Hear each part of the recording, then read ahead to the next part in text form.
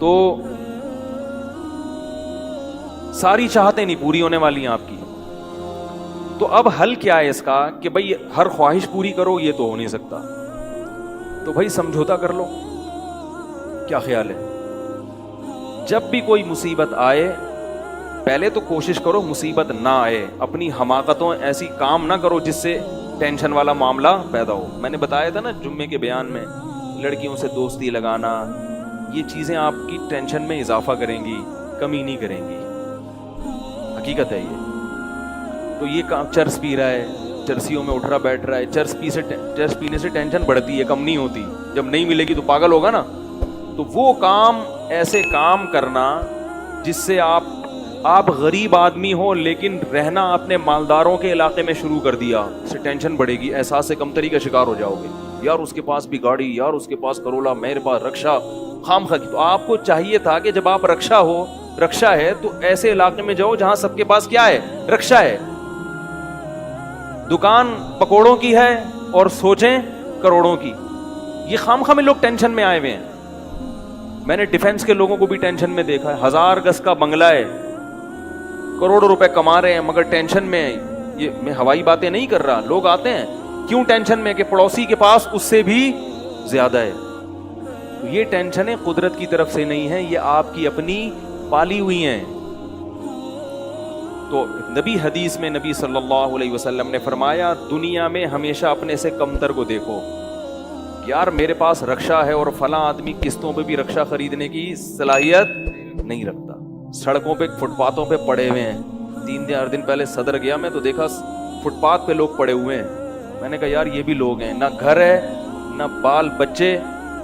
ایک کنوارے کا فون آیا, ایسے جیسے وہ نہیں ہوتی, کیا بولوں میں, ایسے طنز کر رہا تھا, کہہ رہے یار کوئی رشتہ ہی نہیں دیتا, یہ زندگی کوئی زندگی ہے. تو میں نے سوچا, میں نے کہا دیکھو وہ جو صدر میں فٹ پاتھ پہ پڑے ہوئے ہیں نا, ان کو کوئی دے گا رشتہ؟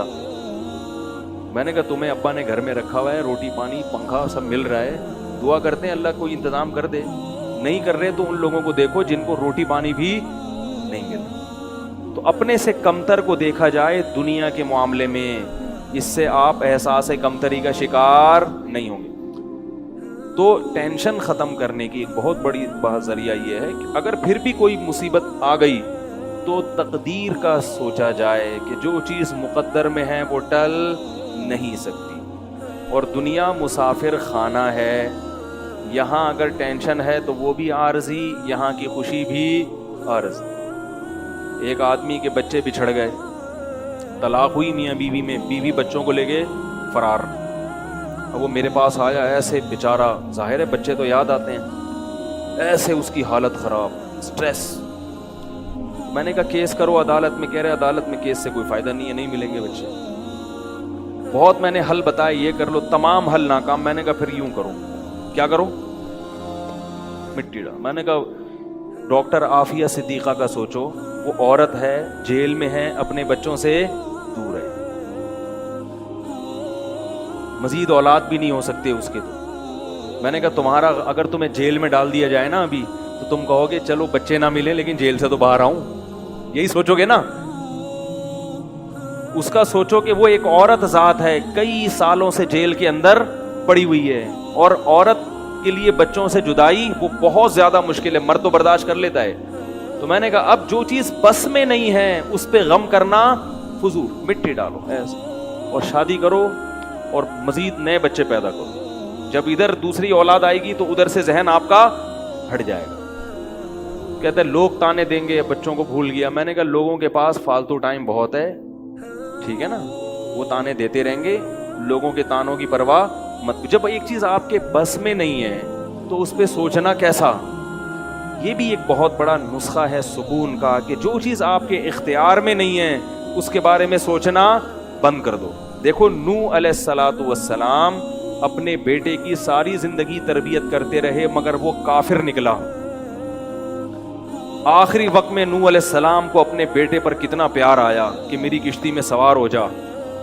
بیٹا کہتا ہے سآوی الی جبل یعصمنی من الماء, میں پہاڑ پہ چڑھ جاؤں گا جو مجھے پانی سے بچا لے گا. پیغمبر کو اپنی اولاد سے بہت محبت ہوتی ہے, بہت زیادہ ہے. جیسے یعقوب علیہ السلام کو تھی نا اپنے بیٹے سے.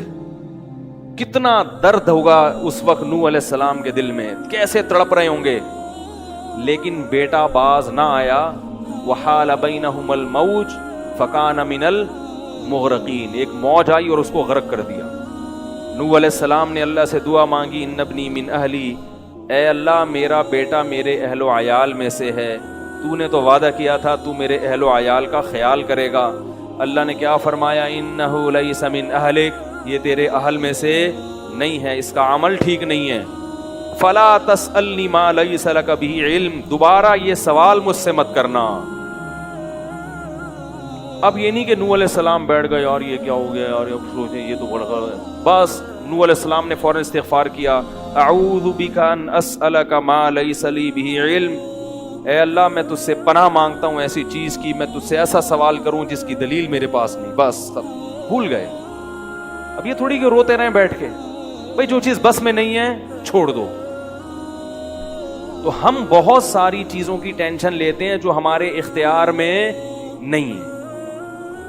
پیٹرول مہنگا ہو رہا ہے, بیٹھ کے خام میں پریشان ہے. بھائی تم سے پوچھ کے تھوڑی مہنگا ہوا ہے. غم کرنے سے اگر وہ سستا ہو جائے تو رو. میرے پاس تھی Kawasaki G T O, Kawasaki G T O 125. آپ کو پتا ہے کیا بائک تھی وہ, ہم نے بھی بڑے شوق پالے ہیں ایک زمانے میں. میں اس میں پیٹرول ٹھیک ٹھاک ڈلتا تھا. اب جب پیٹرول مہنگا ہوتا تو سب سے زیادہ متاثر میں ہوتا تھا اس سے. 50 والوں کو کچھ نہیں ہوتا تھا. تو میں ایک دفعہ پیٹرول پمپ گیا, میں نے پیٹرول ڈلوایا اس میں, تو اس نے کہا وہ 5 روپے پر لیٹر بڑھ گیا ہے. مجھے بڑا غصہ آیا. میں نے ساتھ والے سے کہا, میں نے کہا یار یہ کیا مذاق ہے یار, ہر تھوڑے دن بعد 5 روپے بڑھ رہا ہے, تو آپ کو غصہ نہیں آیا؟ اس نے کہا صرف میرے لیے تھوڑی بڑھ رہا ہے, پوری قوم کے لیے بڑھ رہا ہے نا. تو مجھے اس کی بات بڑی اچھی لگی. اس نے کہا میرے اکیلے کے لیے بڑھے تو مجھے غصہ آئے, سب کے لیے بڑھ رہا ہے تو چلو ٹھیک ہے. اس دن کے بعد سے اب تک پیٹرول بڑھنے پر مجھے غصہ نہیں آیا. میں یہی کہتا ہوں یار مجھے ٹینشن لینے سے کیا ملے گا. 100 روپے لیٹر بڑھ جائے, زیادہ سے زیادہ یہ ہوگا, بہت زیادہ بڑھے گا تو گاڑی بیچ دو. بھائی نہیں, ہمارے کنٹرول سے باہر ہو گئی ہے, گاڑی بیچ دو, دوبارہ آ جاؤ, ٹیکسی پہ آ جاؤ, پھر بھی ہے تو پھر رکشے پہ آ جاؤ, پھر چنچی پہ آ جاؤ, پھر پیدل ہو جاؤ.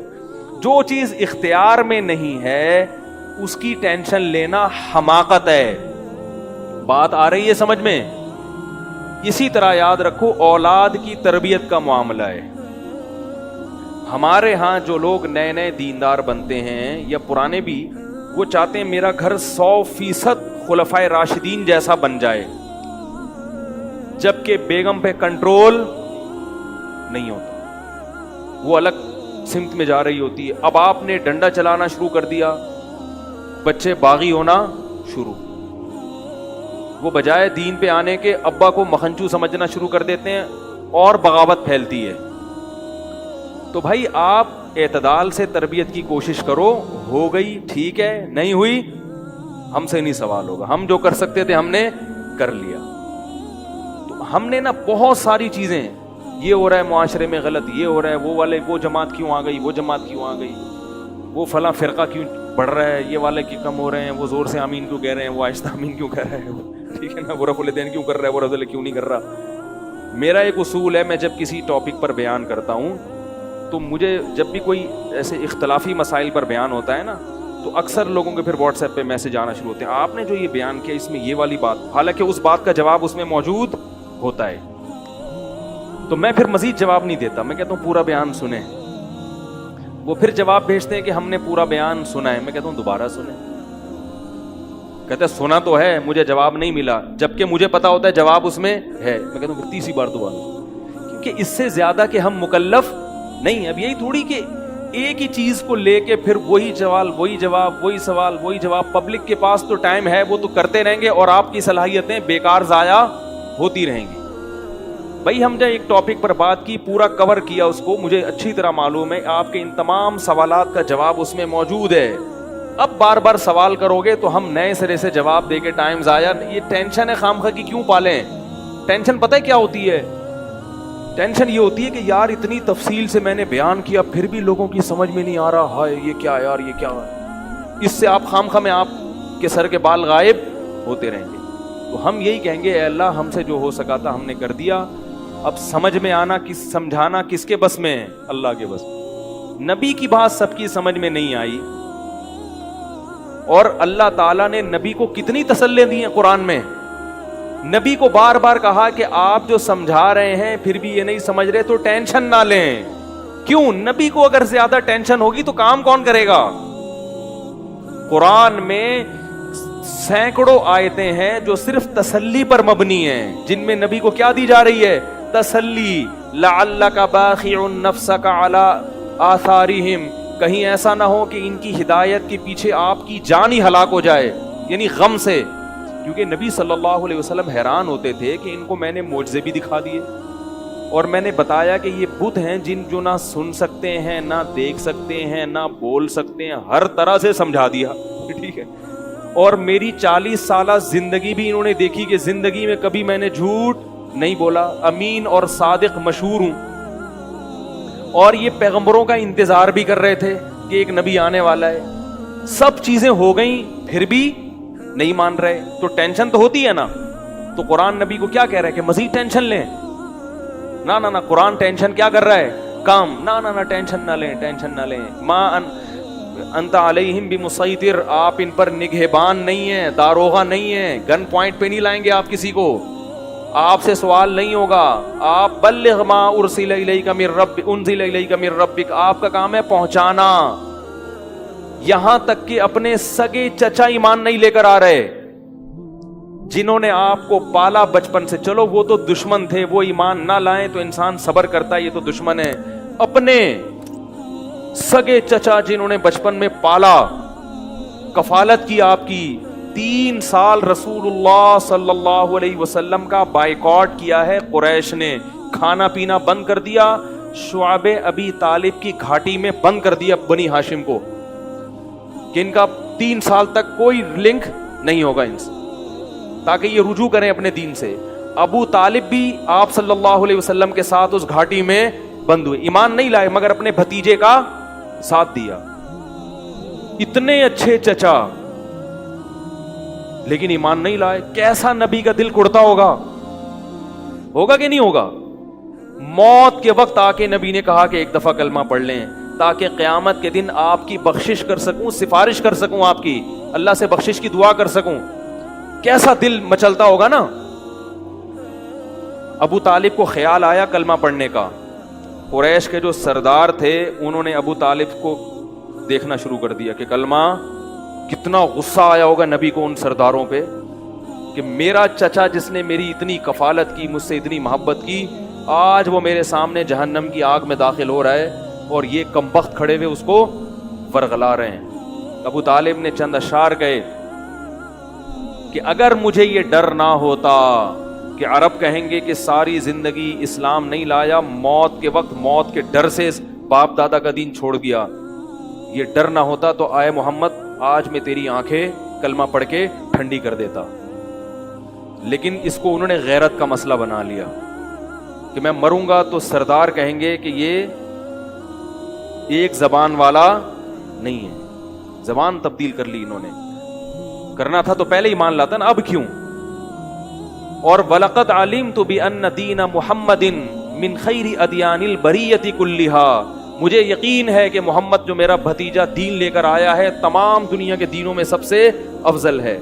لَوْلَا الْحِذَارُ لَوْلَا الْمَلَامَةُ أَوْ حِذَارُ مَصَبَّةٍ، اگر ملامت کا خوف یا لوگوں کے برے بھلے کہنے کا خوف نہ ہوتا تو آج میں اپنے بھتیجے کی آنکھیں ٹھنڈی کر دیتا۔ کیسا دل کوڑا ہوگا میرے بھائی، کیسا، جس کو جہنم کی آگ کا یقین ہے اور ان کو معلوم ہے کہ میرا چچا جہنم کی آگ میں داخل ہونے والا ہے، کیسا تڑپ رہے ہوں گے۔ اور ابو طالب کی آنکھیں بند ہو گئیں، نبی صلی اللہ علیہ وسلم اتنے غم زدہ ہوئے، اللہ نے پھر کیا دی؟ تسلی کی آیتیں کہ ٹینشن نہ لو۔ یہ میں آپ کو کیوں واقعہ سنا رہا ہوں کہ جب اتنے بڑے بڑے غم کے واقعات میں اللہ ٹینشن لینے کو پسند نہیں کر رہے، تو ہماری چھوٹی چھوٹی، اس کی پکوڑے کی دکان چل گئی، میری دکان بند ہو گئی، اس کو سواری مل گئی ہے بھائی رکشے میں، مجھے سواری نہیں ملی، ان چیزوں میں ٹینشن لینے کا کیا مطلب؟ بہت مشکل ہے یار، کیا کریں۔ ہماری ٹینشن یہی ہوتی ہے نا یار، سیٹنگ وہاں چل رہی تھی، ابا نے رشتہ وہاں طے کر دیا، یہ کوئی ٹینشن کی چیز ہے؟ टेंशन तो वो है जो नबी को हुई थी, यही टेंशन है आजकल। तो नबी को किस कदर गम हुआ होगा, गैरत भी है नबी में, हया भी है, मोहब्बत भी है, लेकिन अल्लाह क्या कह रहे हैं, टेंशन ना लें। क्यों? वही उसूल जो मैंने आपको बयान किया कि जो चीज इख्तियार में नहीं है उस पर टेंशन नहीं लेनी। इन्नका ला तहदी, ये आयतें नाजिल हुई, मन अहबबता वलाकिन्नल्लाह यहदी मन यशा। ए मोहम्मद, जिससे आप मोहब्बत करते हैं उसको हिदायत देने के मालिक नहीं है। मोहब्बत अलग चीज है, हिदायत हमारे हाथ में है, आपके हाथ में नहीं है। अब अगर नबी उसी गम को लेके बैठे रहते तो कहां से दावत और तबलीग का काम होता।